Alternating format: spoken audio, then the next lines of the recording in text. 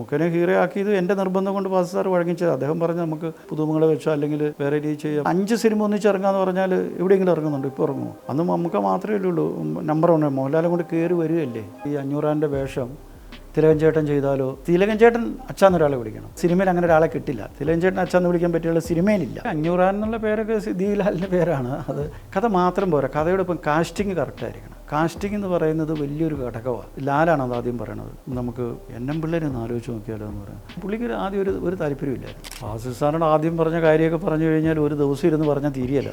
മോഹൻലാൽ, ശോഭന നല്ല കഴിവുള്ള നല്ല 2 ആർട്ടിസ്റ്റുകളല്ലേ. മലയാള സിനിമയ്ക്ക് കിട്ടിയ ഭാഗ്യമല്ലേ, വരദാനമല്ലേ. ഫാസിൽ സാറിൻ്റെ തീരുമാനം തന്നെയാണ് അവരെ ആക്കണമെന്ന്. ഫാസിൽ സാറിൻ്റെ അടുത്ത് മധുമുട്ടം എന്ന് പറയുന്ന, അങ്ങനെ ചാത്തനേർ എന്ന് പറയുന്ന ഒരു ചെറിയൊരു ത്രെഡാണ്. ഈ കഥ അങ്ങനെ ഒരു 3 വർഷം എടുത്തു. പെട്ടെന്നുണ്ടാക്കിയൊരു സ്ക്രിപ്റ്റ് അല്ലത്. പിന്നെ അന്ധവിശ്വാസത്തിനെതിരെയുള്ളൊരു ഇതല്ലേ. മോഹൻലാൽ പറയുന്ന ആ ഡയലോഗൊക്കെ ഉണ്ടല്ലോ, ഒരു മനുഷ്യനുള്ളിടത്തോളം കാലം അത് ശരിയാണ്. അതങ്ങനത്തെ ഒരു സൃഷ്ടി ചെയ്യാൻ മലയാളത്തിൽ ഫാസിൽ സാറിലേ ഉള്ളൂ. എൻ്റെ മനസ്സിലുള്ള സിനിമകളോ അല്ലെങ്കിൽ എൻ്റെ സ്വഭാവമൊക്കെ ആയിട്ട് ഒത്തുപോകുന്നതാണല്ലോ എന്ന് എനിക്കൊരു തോന്നിയിട്ടാണ് ഞാൻ അദ്ദേഹത്തിൻ്റെ അടുത്തേക്ക് അങ്ങനെ അപ്രോച്ച് ചെയ്യുന്നത്. അങ്ങനെ സിനിമ പിടിക്കണത് ആഗ്രഹം കൊണ്ട് സിനിമയിൽ വന്നു. സിനിമ ചെയ്യണമെങ്കിൽ അതിനൊരു സംവിധായകൻ വേണമല്ലോ. പ്രൊഡ്യൂസർ ആണെന്ന് പറഞ്ഞ് വന്നു കഴിയുമ്പോൾ ഒരു ബഹുമാനമൊക്കെ കിട്ടുമല്ലോ ഒരു ഡയറക്ടർ അടുത്ത് ചെല്ലുമ്പോൾ. അപ്പോൾ അങ്ങനെ വല്ലതും പറയുന്ന ഒരു രീതിയിൽ വന്നതെന്നാണ് പുള്ളി ആദ്യം എന്നെ ധരിച്ചത്. സ്വർഗചിത്ര ഈ ഒരു പേര് നമ്മൾ മുമ്പത്തെ ജനറേഷനാണെങ്കിലും ഇപ്പോഴത്തെ ജനറേഷനാണെങ്കിലും എല്ലാം നമുക്ക് ഭയങ്കര ഫെമിലിയർ ആണ്. കാരണം നമ്മളെ എപ്പോഴും രസിപ്പിക്കുന്ന, ഒരുപാട് എൻ്റർടൈൻ ചെയ്യുന്ന ഒത്തിരി സിനിമകൾ തന്നിട്ടുള്ള ഒരു പേരാണിത്. എനിക്ക് ഒരുപാട് സന്തോഷമുണ്ട് അദ്ദേഹം ഇന്ന് എൻ്റെ ഒപ്പം ഇരുന്ന് എനിക്ക് കുറേ വിശേഷങ്ങൾ അദ്ദേഹത്തിനോട് ചോദിക്കാൻ സാധിക്കുന്നതിൽ. സോ നമുക്ക് സ്വാഗതം ചെയ്യാം സ്വർഗചിത്ര അപ്പച്ചൻ സർ. വെൽക്കം. ഒരു സിനിമ ചെയ്തിട്ട് പോകണം എന്ന് വിചാരിച്ചിട്ടാണ് ഞാൻ ഇതിലേക്ക് വന്നതെന്ന് സാറ് ഒരു ഇൻ്റർവ്യൂവിൽ പറയണ കേട്ടു. എങ്ങനെയായിരുന്നു ആ ഒരു ഫാസിൽ സാറിൻ്റെ ഒപ്പമുള്ള ഒരു കോമ്പിനേഷനും ആ ഒരു സ്റ്റാർട്ടിങ്ങും ഒക്കെ? അത് ഞാൻ ഈ ചെറുപ്പം മുതൽ സിനിമ ഒക്കെ കാണുമായിരുന്നു. ഈ ബ്ലാക്ക് ആൻഡ് വൈറ്റ് സിനിമകൾ ഒരു 15 വയസ്സ് മുതലൊക്കെ ഇങ്ങനെ സിനിമകൾ കാണുന്ന ഒരാളായിരുന്നു ഞാൻ.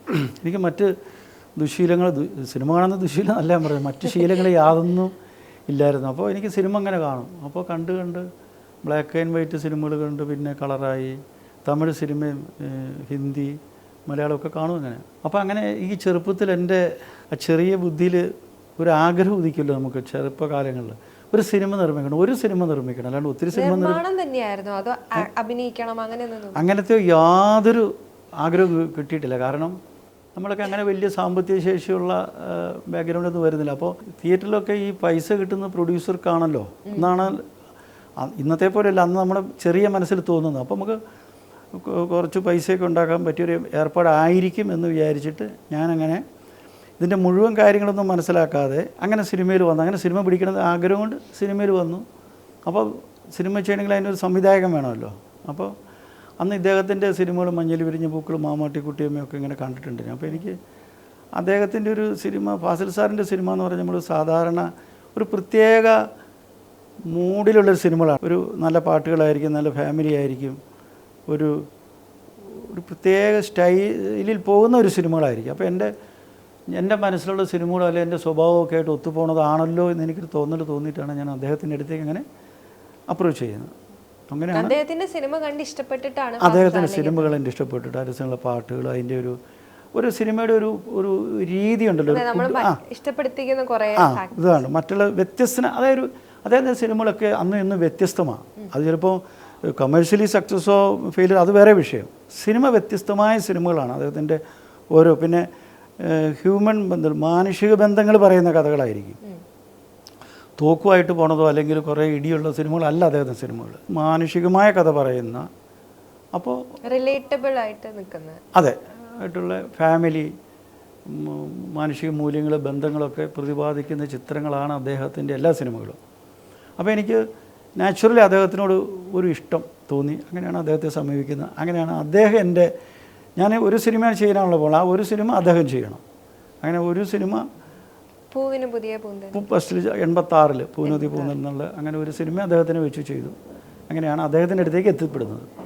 ഫാസിൽ സാറിലേക്ക് എത്തുമ്പോൾ അത് അദ്ദേഹം അങ്ങനെ ഒരു സിനിമ സാറിന് വേണ്ടി ഇങ്ങനെ ഒരു സിനിമ ചെയ്യാൻ പോവുകയാണ് എന്നായിരുന്നോ, അതോ എനിക്ക് വേണ്ടി ഒരു സിനിമ ചെയ്ത് തരണം എന്നായിരുന്നു ഫാസിൽ സാറിനോട് ആദ്യം എന്തായിരുന്നു പറഞ്ഞത്? ഫാസിൽ സാറിനോട് ആദ്യം പറഞ്ഞ കാര്യമൊക്കെ പറഞ്ഞു കഴിഞ്ഞാൽ ഒരു ദിവസം ഇരുന്ന് പറഞ്ഞാൽ തീരെയല്ല. അദ്ദേഹത്തിന് ഒരുപാട് നടത്തിക്കാൻ അദ്ദേഹത്തിൻ്റെ അടുത്ത് ഞാൻ ആദ്യം ചെല്ലുമ്പോൾ ഞാനിങ്ങനെ കോടഞ്ചേരി എന്ന് പറയുന്ന സ്ഥലത്ത് കുപ്പായക്കൂട് അവിടെ നിന്നുള്ള ഈ ഒരു സുൽത്താൻ ബത്തേരി ആലപ്പുഴ ഒരു ഫാസ്റ്റ് പാസഞ്ചർ ബസ്സിലൊക്കെ കയറിയാണല്ലോ അദ്ദേഹത്തിൻ്റെ വീട്ടിൽ ചെല്ലുന്നത്.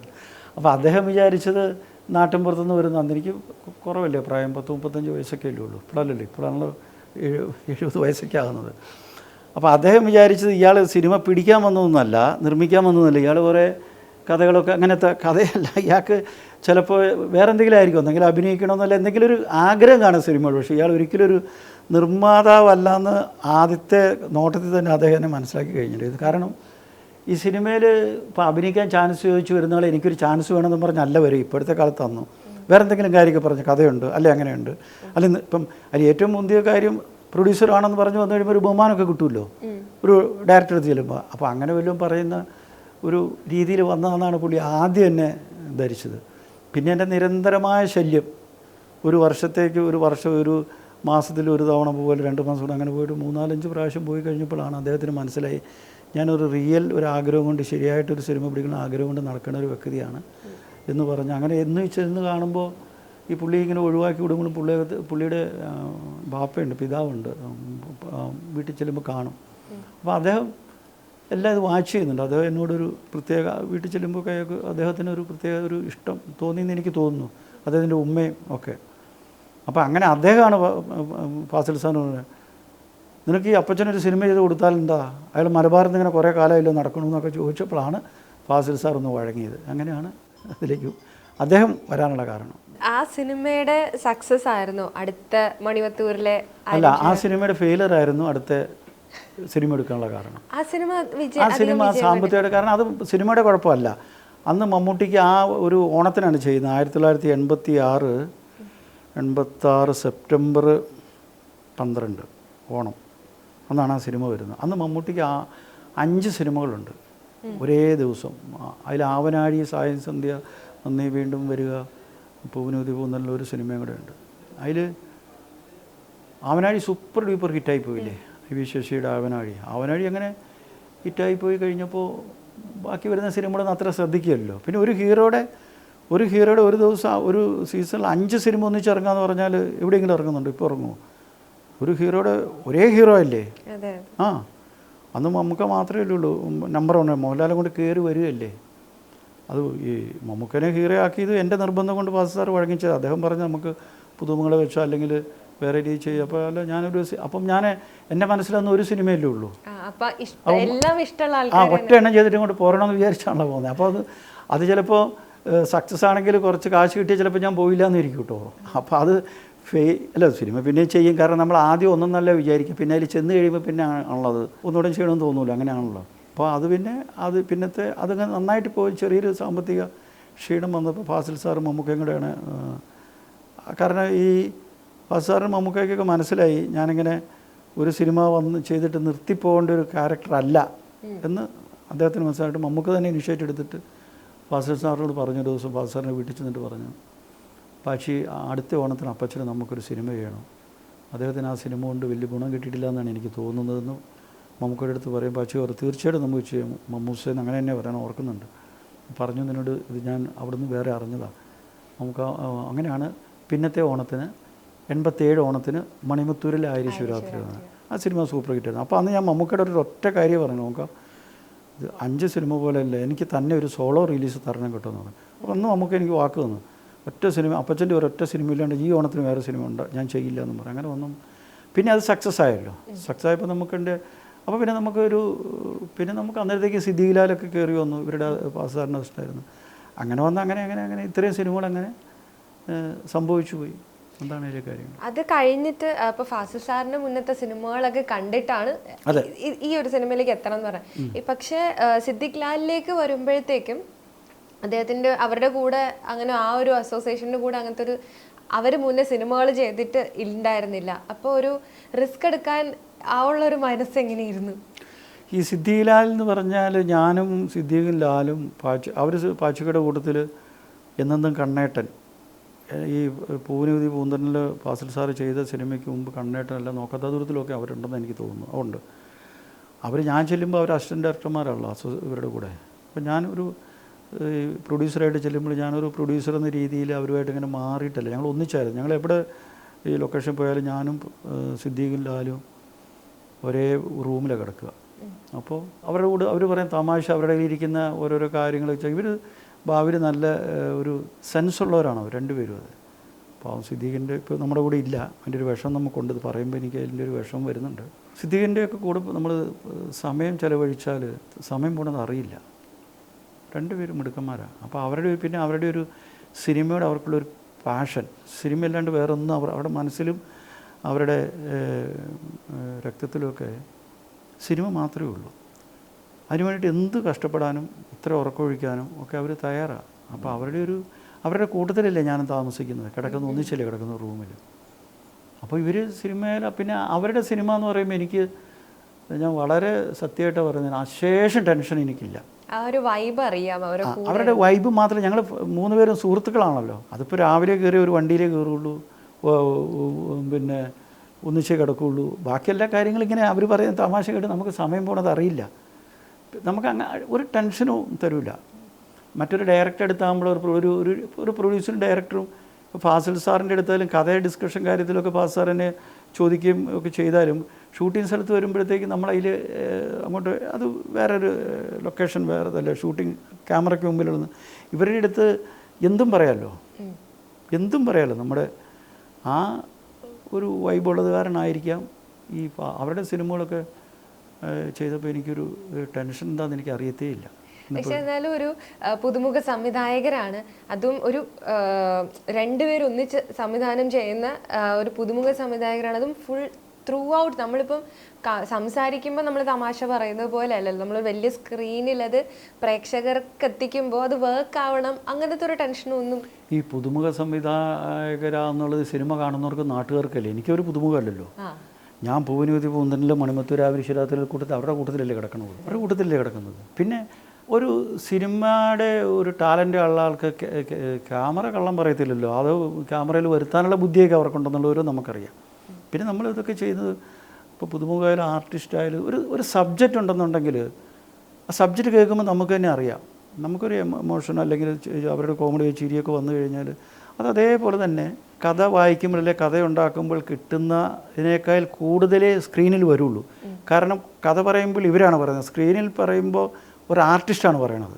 ഇപ്പോൾ മമ്മൂക്കൊക്കെ മോഹൻലാലിന് ഒരു സീൻ എഴുതി നമ്മൾ ഫാസിൽ സാറോ സിദ്ദീഖിലോ അതൊക്കെ വായിച്ച് കേൾക്കുമ്പോഴതിനേക്കാളും ഒരു 100 ഇരട്ടി വ്യത്യാസം സ്ക്രീനിലുണ്ട്.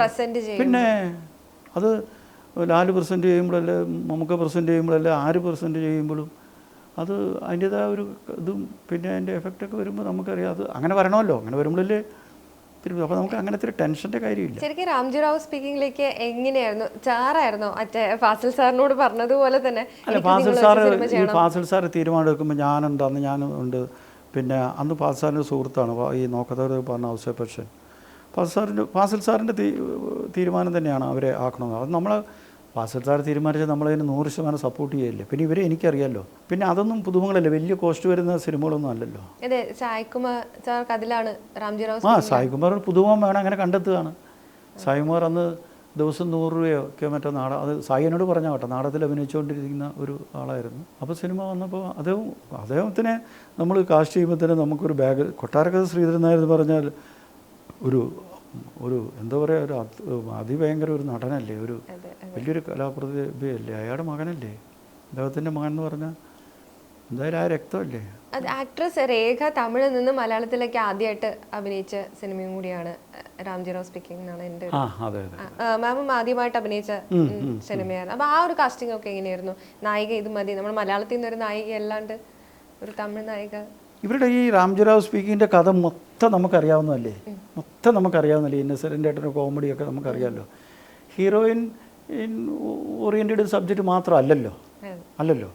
ഇപ്പം മണിച്ചിത്രത്താഴെന്ന് പറഞ്ഞാൽ ഒരു ഹീറോയിൻ ഓറിയൻറ്റഡിൽ ഒരു കാര്യങ്ങൾ, അത് അങ്ങനത്തെ ഒരു സബ്ജക്റ്റ് അല്ലല്ലോ. അതെങ്ങനെ വീണാലും ആ കഥ 4 കാലിലേ വീഴുള്ളൂ, നമുക്കറിയാം. ഹീറോയിൻ വീക്കോ അല്ലെങ്കിൽ ഇത്. പിന്നെ ഇവരുടെ 3 പേരുടെ കൂടെ പോണൊരു കഥയല്ലേ. നായികയിൽ കുറച്ച് വേഷമല്ലേ ഉള്ളൂ. അതിൽ നിന്നും നമുക്കൊരു വിഷമമുണ്ടാക്കുന്ന സംഭവമൊന്നുമല്ല. അത് കഴിഞ്ഞിട്ടും അവരുടെ കൂടെ 2 എന്താ പറയുക സൂപ്പർ ഹിറ്റ്, എനിക്ക് തോന്നുന്നു ഗോഡ് ഫാദർ എന്ന് പറഞ്ഞ സിനിമ 400 ഡേയ്സ് എന്തോ, ഗോഡ് ഫാദർ, പിന്നെ Vietnam colony, Kabuliwala, Vietnam colony, അതൊക്കെ കണ്ടിന്യൂസ് ആയിട്ട് 400 days ഒക്കെ ഓടിയ സിനിമയായിരുന്നു ഗോഡ് ഫാദർ എന്ന് പറയുന്നത്. അതിലത്തെ കാസ്റ്റിംഗ് പോലെ ഇപ്പോഴും ഒരുപാട് സ്ഥലങ്ങൾ അതിൻ്റെ ഒരു സീക്വൻസ് വന്നു കഴിഞ്ഞാൽ എല്ലാവരും പറയുന്ന ഒരു സാധനമാണ് 500 ആനും അച്ചമ്മയും ഈ 2 ക്യാരക്ടറിനെയും റീപ്ലേസ് ചെയ്യാൻ മലയാളത്തിൽ വേറെ ആരും വന്നിട്ടില്ല. ഒരു റിപ്പീറ്റ് ആയിട്ട് ഇങ്ങനെ ഒരു പേര് പോലും എവിടെയും വർക്കായിട്ടില്ല എന്നുള്ളത്. ആ ഒരു കാസ്റ്റിങ്ങും ആ ഒരു പേരൊക്കെ 500 എന്നുള്ള പേരൊക്കെ സിദ്ദീഖിലാലിൻ്റെ പേരാണ്. അത് ഈ ചില സിനിമയ്ക്കല്ല, ചില കഥ മാത്രം പോരാ, കഥയുടെ ഇപ്പം കാസ്റ്റിംഗ് കറക്റ്റായിരിക്കണം. കാസ്റ്റിംഗ് എന്ന് പറയുന്നത് വലിയൊരു ഘടകമാണ്. അപ്പോൾ അവരെല്ലാം നമ്മൾ ആദ്യം ആലോചിച്ചത് ഈ കാർന്നവരെന്നുള്ള ഈ 500 വേഷം തിലകൻ ചേട്ടൻ ചെയ്താലോ എന്ന് ചോദിച്ചു. തിലകൻ ചേട്ടൻ അന്ന് തിലകൻ ചേട്ടൻ്റെ മക്കളായിട്ട് വരുമ്പോഴും അപ്പോൾ സിദ്ദീഖിലാലും പറയുന്നത്, അല്ലെങ്കിൽ പിന്നെ മധുസാറുണ്ടല്ലോ, മധുസാറിൻ്റെ ഒരു വിഗൊക്കെ വെച്ചിട്ട് നമുക്ക് അങ്ങനെ മധുസാറിനെ കൊണ്ട് ചെയ്യിക്കാമെന്നൊക്കെ പറയുമ്പോഴും അവർ രണ്ടുപേരും പറഞ്ഞു അതല്ല, അതിലും വലിയൊരു കാർന്നവരായിരിക്കണം. തിലകൻ ചേട്ടനൊക്കെ ഇപ്പം മുടി നരപ്പിച്ചാലും അപ്പോൾ അങ്ങനെ പറഞ്ഞിട്ടാണ് തിലകൻ ചേട്ടാന്ന് അച്ഛാന്ന് വിളിക്കുന്ന ഒരാൾ വേണം, തിലകൻ ചേട്ടൻ അച്ഛാന്നൊരാളെ വിളിക്കണം. അപ്പോൾ തിലകൻ ചേട്ടനെ നമ്മുടെ മനസ്സിലൊരു പ്രായമുള്ള ആളാണല്ലോ. തിലകൻ ചേട്ടൻ അച്ഛാന്നൊരാളെ വിളിക്കണമെങ്കിൽ എത്ര പ്രായം വേണം? പിന്നെ ഒരു 20 വയസ്സ് മേലെ വേണ്ടേ? അപ്പോൾ അങ്ങനെ നോക്കുമ്പോഴാണ് സിനിമയിൽ അങ്ങനെ ഒരാളെ കിട്ടില്ല. തിലകൻ ചേട്ടൻ അച്ഛാന്ന് വിളിക്കാൻ പറ്റിയുള്ള സിനിമയിലില്ല.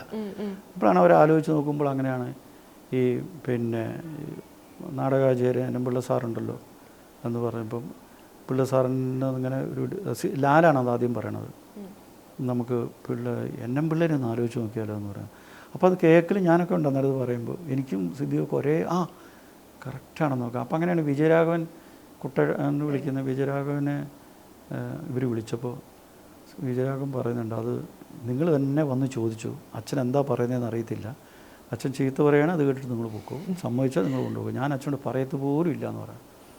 അപ്പോൾ പറഞ്ഞു അത് പറയണ്ട, അച്ഛനവിടെ ഉള്ള ഒരു ദിവസം പറഞ്ഞാൽ മതി എന്ന് പറഞ്ഞു. അങ്ങനെ ഞാനും സിദ്ദീഖും ലാലും കൂടെയാണ് പോയിട്ട് പിള്ള സാറിനെ കാണുന്നത്. പുള്ളിക്ക് ആദ്യം ഒരു താല്പര്യമില്ലായിരുന്നു, അതൊരു സിനിമയിൽ അഭിനയിക്കാൻ ശേഷം താല്പര്യമില്ല. സിനിമയോ എനിക്ക് വേണ്ട എന്നുള്ളത് പറയാം. പിന്നെ അദ്ദേഹം തന്നെ ഇവരോട് ചോദിച്ചു, എന്നെ നിങ്ങൾ എന്താണ് ഇങ്ങനെ തിരഞ്ഞു പിടിക്കാനുള്ള കാരണം? നാട്ടിൽ വേറെ ആൾക്കാരില്ലേ, സിനിമാക്കാരില്ലേ? പുള്ളി അങ്ങനെ എന്നെ കണ്ടുപിടിക്കാനുള്ള കാരണം എന്താണ്? അപ്പോൾ ഇങ്ങനെ സിദ്ദീഖിലാലും പറഞ്ഞ കാരണം ഇതാണ് കഥ, സാറ് ചെയ്താൽ മാത്രമേ ആ ക്യാരക്ടറിനൊരു ഞങ്ങൾക്ക് ഒരു തൃപ്തി വരുള്ളൂ. അപ്പോൾ പുള്ളി മനസ്സോടെ നിന്നാണ് സമ്മതിക്കുന്നെങ്കിലും പക്ഷേ ലൊക്കേഷനിൽ വന്നു കഴിഞ്ഞപ്പോൾ അത് വേറൊരു മനുഷ്യനായി മാറി. പുള്ളി പറയുന്നത് ഞാൻ ഉത്തരവാദിത്തം ഏറ്റെടുത്തതാണ്, ആ ഉത്തരവാദിത്തം അതിൻ്റെ നല്ല രീതിയിൽ ചെയ്യും ഞാൻ, അതിന് ഞാൻ കഷ്ടപ്പെടാൻ തയ്യാറാണ്. എന്നെക്കൊണ്ട് നിങ്ങൾക്ക് കഷ്ടങ്ങളുണ്ടാവും, അത് വേറെ. കാരണം നമുക്ക് ഈ മറ്റൊരു ആർട്ടിസ്റ്റ് പറയുമ്പോൾ ഒറ്റ ടേക്കൊന്നും ശരിയാകില്ല. ഡബ്ബിങ്ങിനൊക്കെ ഒരുപാട് ബുദ്ധിമുട്ടാണ് ചെയ്ത് പുള്ളിയെ കൊണ്ട്, അത് നിങ്ങൾ സഹിച്ചു. ഞാൻ അങ്ങനെ അത് ബുദ്ധിമുട്ടി തന്നെ അദ്ദേഹം ചെയ്തതാണ്. സാർ പറഞ്ഞ് കേട്ടിട്ടുണ്ട് ഞാൻ ഡബ്ബിങ് സമയത്തൊക്കെ അത് നമുക്ക് ലിപ്പ് പിടിച്ചിട്ട് പറ്റില്ലല്ലോ. അപ്പോൾ അവിടെ അങ്ങനെ സിദ്ദീഖിലാലൊക്കെ അപ്പുറം വന്നിട്ട് അത് അപ്പോൾ പറയും, ഞാൻ പറയേണ്ടപ്പോൾ നിങ്ങളിങ്ങനെ തട്ടിയാൽ മതി, അന്നേരം ഞാൻ തുടങ്ങിക്കോളാം എന്നൊക്കെ പറയും. അങ്ങനെയൊക്കെ ചെയ്ത് പക്ഷെ പുള്ളി വളരെ കോപ്പറേറ്റീവ് ആയിരുന്നു. പുള്ളിക്ക് ക്ഷമയെടുത്ത് കോഴിക്കോട് നിന്ന് അവിടെ താമസിച്ച് അത്രയും ദിവസങ്ങൾ താമസിച്ചിട്ട് ഈ ഷൂട്ടിംഗ് ഇല്ലാത്തപ്പോൾ പുള്ളി വീട്ടിൽ പോകാതെ അവിടെ തന്നെ ഇരുന്ന് കാര്യങ്ങളൊക്കെ ചെയ്ത് വളരെ സഹകരിച്ച് ചെയ്ത് അതിനുള്ള സിനിമയിൽ കാണാനുമുണ്ട്. ഉറപ്പായിട്ട്. കാരണം അത് ഇപ്പോൾ ഈ പറഞ്ഞതുപോലെ കാസ്റ്റിംഗ് എന്ന് പറയുന്നത് ഭയങ്കര ഇമ്പോർട്ടൻ്റ് ആണെന്നുള്ളത് ആ ഒരു സിനിമയിൽ ഭയങ്കര പ്രൂവ് ചെയ്തൊരു കാര്യമാണ്. കാരണം ഫോണിൽ കൂടെ അച്ഛൻ സംസാരിക്കുമ്പോൾ മുകേഷ് ചേട്ടൻ ഇങ്ങനെ സിഗരറ്റ് ഇങ്ങനെ ഊതി ഫോണിലാണ്, പക്ഷെ എന്നാലും ആ ഒരു പേടി എന്ന് പറയുന്നത് അത് ഈ സ്ക്രിപ്റ്റിൽ എഴുതി വെച്ചല്ലോ, അതൊക്കെ മുകേഷിൻ്റെ കയ്യിൽ നിന്ന് ഇടുന്നതാണ്. പിന്നെ അതാണ് ഒരു ആർട്ടിസ്റ്റ് എന്ന് പറയണത്.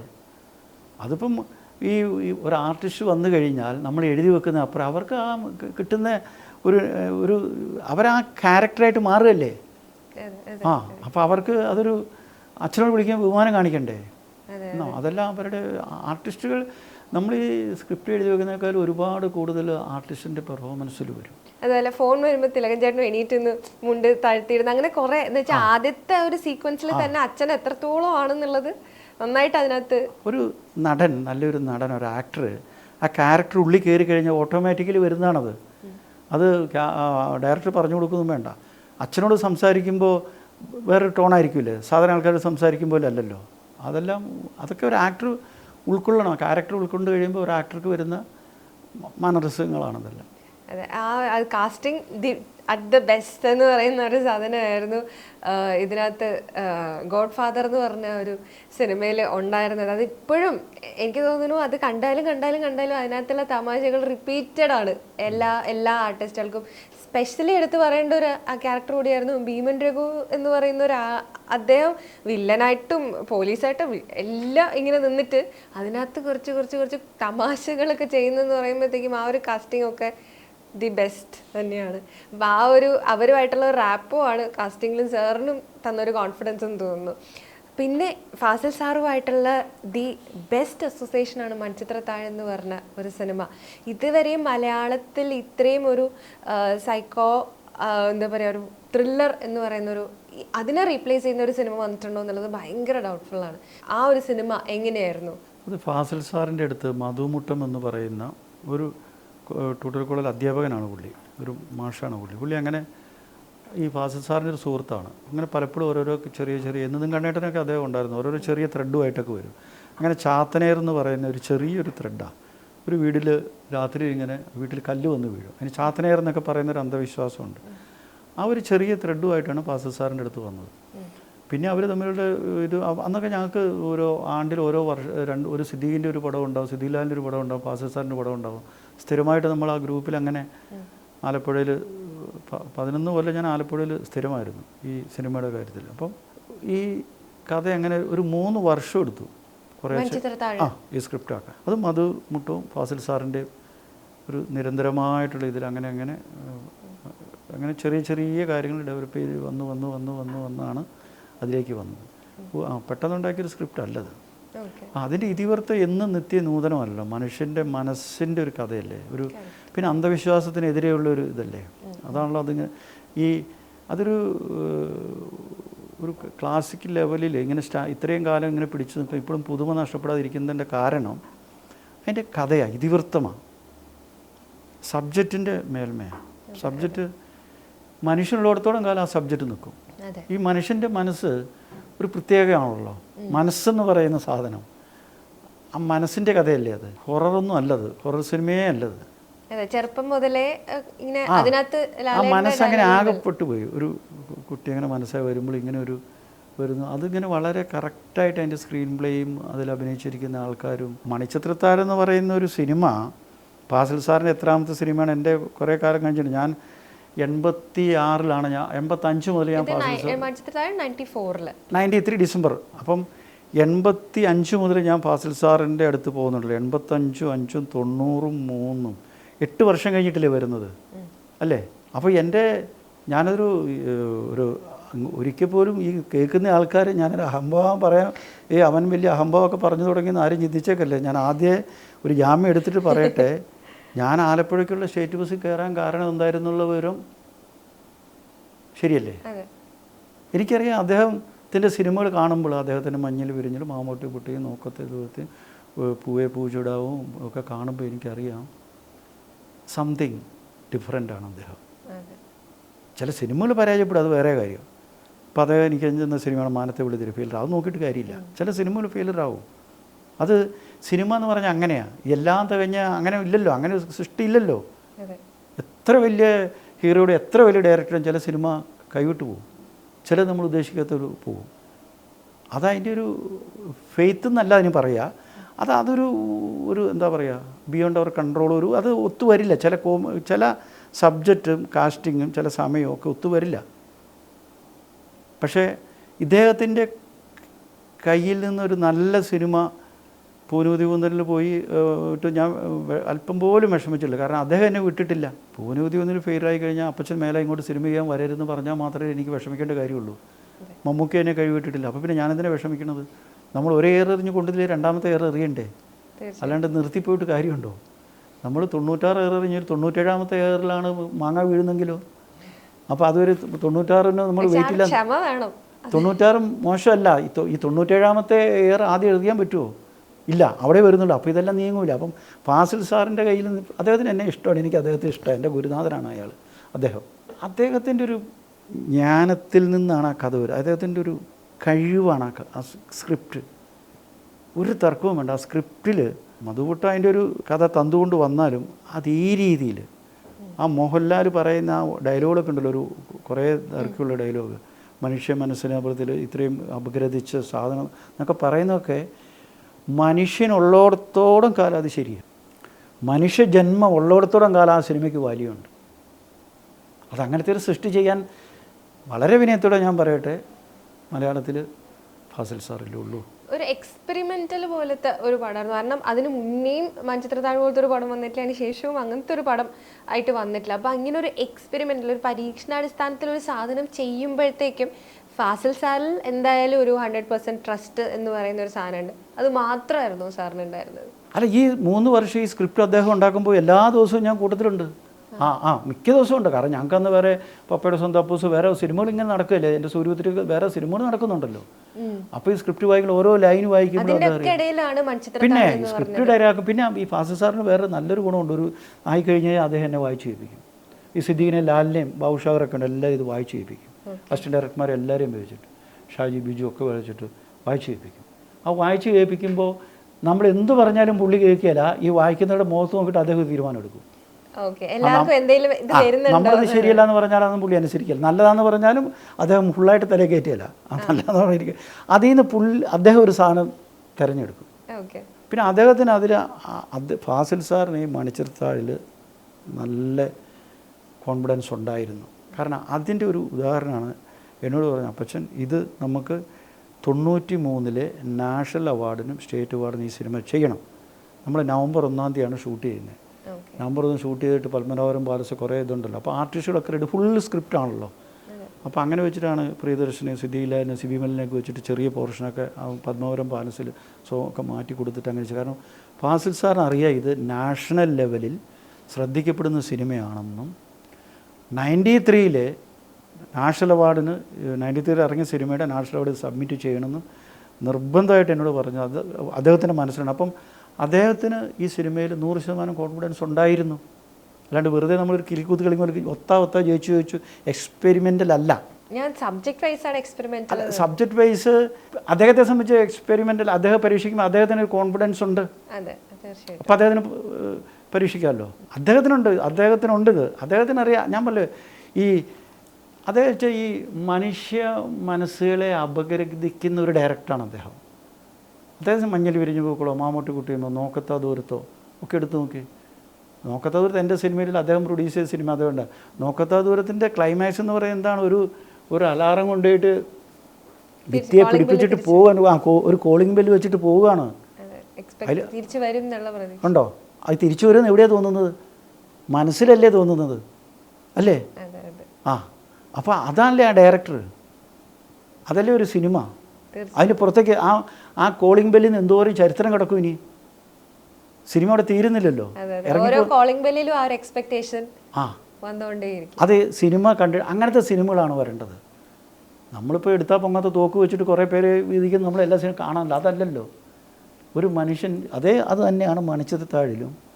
ഈ മനുഷ്യൻ്റെ മനസ്സിൻ്റെ അപഗ്രഥിച്ച് അതിൻ്റെ വരുന്നതായ ആ ഈ ഭയം എന്ന് പറയുന്ന സാധനത്തിനെ എങ്ങനെ എടുക്കാം, അത് എത്ര സ്പൂൺ ഫീഡിങ് പോലെയാണ് മോഹൻലാൽ പറയുന്നത്. അതിൽ കാസ്റ്റിങ്ങും എങ്ങനെയായിരുന്നു? അത് ഇത്രയും മെയിൻ സ്ട്രീം ഒരു ശോഭന എന്ന് പറയുന്ന ഒരു ആക്ട്രസിലേക്കും ഒക്കെ. ശോഭനയാണ് അന്നത്തെ നല്ല ആർട്ടിസ്റ്റ്. അത് ശോഭന വേണമെന്നുള്ള ഫാസിൽ സാറിൻ്റെ നിർബന്ധം. മോഹൻലാൽ പിന്നെ ഫാസിൽ സാറിൻ്റെ ആളല്ലേ വിളിച്ച ഒരുവില്ല. സുരേഷ് ഗോപി വേണം. അതൊക്കെ കാസ്റ്റ്. അതാണ് ഞാൻ ഗോഡ്ഫാദറിൻ്റെ പറഞ്ഞ പോലെ അത് ചില സിനിമ എല്ലാം കൂടെ ഒത്തുവരണം. എല്ലാം ഒത്തുവരണം, എല്ലാ ഘടകങ്ങളും ഒത്തുവരണം. അപ്പോൾ ചില നല്ലത്. അതിന് ചിലത് ഒത്തില്ല എന്ന് കരുതിക്കൊണ്ട് അതിൽ എന്തെങ്കിലും ഒരു മിസ്റ്റേക്ക് ഉണ്ടാവും. ഒന്നെങ്കിൽ കാസ്റ്റിംഗ് ആയിരിക്കും. അപ്പം അത് കഴിഞ്ഞിട്ട് അദ്ദേഹം എടുത്ത സിനിമ മാനത്തെ വിളിത്തരും, അതിൻ്റെ കാസ്റ്റിംഗ് തെറ്റിപ്പോയതാണ്. അത് കാസ്റ്റിംഗ് നല്ലതായിരുന്നെങ്കിൽ അതിൻ്റെ കഥയൊക്കെ നല്ലതാക്കാം. കഥ പക്ഷേ കാസ്റ്റിങ്ങിൽ കുറച്ച് മിസ്റ്റേക്ക് പോയി പെട്ടെന്നുള്ളതായിട്ട് അത് തെറ്റിപ്പോയി. അതും ആ ഡയറക്ടർ തന്നെ ചെയ്തതല്ലേ. മൺചിത്രത്താഴ് തിരിച്ച് ഇപ്പോഴും പ്രേക്ഷകർക്ക് പുതുമ നൽകുന്ന ഒരു സിനിമയാണ്. അത് എത്ര തവണ കണ്ടാലും നമ്മൾ അതിനകത്തുനിന്ന് സത്യം പറഞ്ഞു കഴിഞ്ഞാൽ അയ്യോ ഇങ്ങനൊരു സാധനം ഇതിനകത്ത് ഉണ്ടല്ലേ, അങ്ങനെ കുഞ്ഞു സാധനങ്ങൾ ഇപ്പോഴും ആൾക്കാർ കണ്ടുപിടിച്ചുകൊണ്ടിരിക്കുന്നതേ ഉള്ളൂ. അത് എന്താ വാതിൽ തട്ടുമ്പോഴത്തേക്കും പെട്ടെന്ന് ശോഭന ഉണരുന്നതും, അപ്പോൾ ഇങ്ങനെയുള്ള കുഞ്ഞു സാധനങ്ങളും ഇപ്പോഴും ആൾക്കാരുടെ കണ്ണിൽ കിട്ടുന്നതേ ഉള്ളൂ. ചെറിയ ചെറിയ നമ്മൾ ഇത്രയും വർഷമായ സിനിമ ഇറങ്ങിയിട്ട്, അപ്പം അതിപ്പോഴും അതിനകത്തുനിന്ന് നമുക്ക് കണ്ടുപിടിക്കാൻ കുറേ സാധനങ്ങൾ ഇനിയും ബാക്കിയുള്ളതുപോലെ. അപ്പം അത് റിലീസ് ചെയ്യുമ്പോഴത്തേക്കുമുള്ള അന്നത്തെയും ഇന്നത്തെയും ആ ഒരു എക്സ്പെക്റ്റേഷൻ ഡിഫറൻസോ അല്ലെങ്കിൽ ആ ഒരു വ്യത്യാസം എന്തായിരിക്കും ഫീൽ ചെയ്യുക? കാരണം ഒരുപാട് ലെജൻസിൻ്റെ ഗ്രോത്തും ഒക്കെ ആൾക്കാരുടെയൊക്കെ മൈൻഡ് സെറ്റുകൾ മാറുന്നതും എല്ലാം സാറ് കണ്ടിട്ടുണ്ടാവും ആസ് എ പ്രൊഡ്യൂസർ. അപ്പോൾ ആ ഒരു നിൽക്കുമ്പോഴത്തേക്ക് ആ ഒരു ഡിഫറൻസോ അല്ലെങ്കിൽ ഇപ്പോൾ അത് പ്രേക്ഷകരുടെ ആ ആക്സെപ്റ്റൻസ് ഒക്കെ എങ്ങനെ അതിന് നോക്കി കാണുന്നു? അതായത് അതിപ്പോൾ ഇറങ്ങിയിട്ട് 31ാമത്തെ വർഷമാണ്. അപ്പോൾ ഇപ്പോൾ ഒരു 31 വർഷം അല്ലെങ്കിൽ 20 വർഷമോളം 20 വയസ്സ് പ്രായമുള്ളവരോ 18 വർഷം 25 വർഷം പ്രായമുള്ളവർ സ്ക്രീനിൽ ആ സിനിമ കണ്ടിട്ടില്ല. ഒരു വർഷം ഓടി, ഒരു വർഷം 366 ദിവസം തിയേറ്ററിലൂടെ സ്ക്രീനിൽ കണ്ടിട്ടില്ല. അവർക്ക് സ്ക്രീനിൽ കാണുമ്പോൾ അവരിപ്പോൾ ഈ ടി വിയിൽ ഇതിലൊക്കെ കണ്ടു, സ്ക്രീനിൽ കാണുമ്പോൾ ഒരു എക്സ്പീരിയൻസ് അല്ലേ അത്. തീർച്ചയായിട്ടും അതിൻ്റെ സബ്ജക്റ്റാണ് അതിൻ്റെ പ്രധാനം. പിന്നെ അതിലെ ആർട്ടിസ്റ്റ് മോഹൻലാലും ശോഭനയും ഇപ്പോഴും ലൈവിലല്ലേ. അതെ, പിന്നെ അവർ സിനിമ ചെയ്തുകൊണ്ടിരിക്കുകയല്ലേ. അപ്പം മോഹൻലാൽ ശോഭന എന്ന് പറയുന്ന ആ രണ്ട് നല്ല കഴിവുള്ള നല്ല രണ്ട് ആർട്ടിസ്റ്റുകളല്ലേ മലയാള സിനിമയ്ക്ക് കിട്ടിയ ഭാഗ്യമല്ലേ, വരദാനമല്ലേ. വരദാനമല്ലേ. നമ്മളെത്ര കാലമായിട്ട് അവരിങ്ങനെ കൊണ്ടു നടക്കുന്നു, നമ്മുടെയൊക്കെ മനസ്സിൽ എത്ര വർഷമായിട്ട് മോഹൻലാൽ ശോഭന എങ്ങനെ കിടക്കുന്നു. അപ്പോൾ അവർ അതൊന്ന് വലിയ സ്ക്രീനിൽ കാണുക എന്നുള്ളൊരു താല്പര്യം എല്ലാവർക്കും വരേണ്ടതല്ലേ. അങ്ങനെ വരും എന്ന് വിചാരിച്ചിട്ടാണ് അതിന് ശ്രമിക്കുന്നത്. വരും. പിന്നെ ബേസിക്കലി അതിൻ്റെ കഥ ഈ സാധാരണ സിനിമ കാണാത്ത ആൾക്കാർ അല്ലാത്തവർ പോലും ആ സിനിമ, ഞാനൊരു ദിവസം ഒരു ചെറിയ കാര്യം കൂടെ പറയാം. ആ സിനിമയുടെ ഒരു ഇത്, പിന്നെ കുഞ്ഞാലിക്കുട്ടി സാഹിബ് എന്ന് പറയുന്നൊരു മുസ്ലിം ലീഗിൻ്റെ ഒരു നേതാവുണ്ട്, പി.കെ. കുഞ്ഞാലിക്കുട്ടി സാഹിബ്. ഞാൻ അദ്ദേഹത്തിന് വേറൊരു ആവശ്യത്തിന് അദ്ദേഹത്തിൻ്റെ വീട്ടിൽ പോയി കണ്ടു. അപ്പോൾ എന്നെ എനിക്ക് ഒരുപാട് നേരത്തെ, ഇതൊരു 4-5 വർഷമായി, 5-6 വർഷമായിട്ടുണ്ടാവും. അതാണ് എനിക്ക് ഏറ്റവും എൻ്റെ മനസ്സിൽ ഇങ്ങനെ മണിച്ചിത്താഴ് കണ്ടിട്ടിങ്ങനെ. അപ്പോൾ എന്നെ ഇത് സ്വർഗീയത്തിൽ അപ്പച്ചപ്പോൾ കേട്ടിട്ടുണ്ട് മണിച്ചിത്താഴ്. അപ്പോൾ കുഞ്ഞാലി സാഹിബ് എന്ന് പറയാം, ഞാനത് തിയേറ്ററിൽ പോയിട്ട് എനിക്ക് കാണാൻ പറ്റില്ല. എപ്പോൾ ടി വിയിൽ വന്നാലും ഞാനത് പരസ്യം വരുന്നതും വരെ ഞാൻ അവിടെ തന്നെ നിൽക്കുമെന്ന് പറയാം. എത്ര തിരക്കായാലും ടി വിയിൽ ആ സിനിമ ഓടിക്കൊണ്ടിരിക്കുമ്പോൾ, ഏഷ്യാനെറ്റ് ഓടിക്കൊണ്ടിരിക്കുമ്പോൾ ഞാൻ മാറാതെ ഞാൻ അവിടെ തന്നെ നിൽക്കും. പിന്നെ പരസ്യം വരുമ്പോഴേ ഞാൻ മാറാറുള്ളൂ എന്ന് അദ്ദേഹം എന്നോട് പറഞ്ഞു. അതെന്താണ്, അതിൻ്റെ ഓരോ ഫ്രെയിമും നല്ലതായിട്ടല്ലേ. തീർച്ചയായിട്ടും ഓരോ ചെറിയ കാര്യങ്ങളും നല്ലതായിട്ടില്ല. അപ്പം ത്രൂ ഔട്ട് നല്ലതല്ലെങ്കിൽ മാറിപ്പോവില്ലേ. അദ്ദേഹം പറഞ്ഞതാണ്. അതായത് എല്ലാ സിനിമയും കാണുന്ന ആളൊന്നുമല്ലല്ലോ. അപ്പോൾ അങ്ങനത്തെ ഒരുപാട് നിമിഷങ്ങളായ സിനിമയിലുണ്ട്, ഒരുപാട് കാര്യങ്ങൾ ആ സിനിമയിലുണ്ട്. അതാണ് അതിൻ്റെ. അതെ, ഞാനും ആ സിനിമ തിയേറ്ററിൽ കണ്ടിട്ടില്ല. അപ്പോൾ അതിൻ്റെ തിയേറ്ററിൽ കണ്ടിട്ടില്ല. ജന്മം പാഴാട്ടോ, തിയേറ്ററിൽ പോയി കണ്ടേ പറ്റുള്ളൂ. അപ്പോൾ എന്തായാലും സാർ അത് നമ്മുടെ മുന്നിലേക്ക് വീണ്ടും എത്തിക്കുന്നതിൽ ഒരുപാട് സന്തോഷം. സാറുമായിട്ടുള്ള സിനിമാ വിശേഷങ്ങൾ വളരെ കുറച്ച് മാത്രമാണ് ഇപ്പോൾ പറഞ്ഞിട്ടുള്ളത്. ഇനിയും അത് ഒരുപാട് കാര്യങ്ങൾ നമ്മൾ മൺചിത്രത്താഴിൽ കഥകൾ കേൾക്കാൻ ഇഷ്ടമുള്ള ഗംഗയ്ക്ക് ഒരുപാട് കഥകൾ ബാക്കിയുണ്ട് പറയണത് പോലെ തന്നെയാണ് സാറിൻ്റെ ഒരുപാട് വിശേഷങ്ങൾ ഇനിയും ബാക്കിയുണ്ട്. അപ്പോൾ ആ കഥകൾ തുടർന്നുകൊണ്ടേയിരിക്കും കേട്ടോ. Thank you so much sir.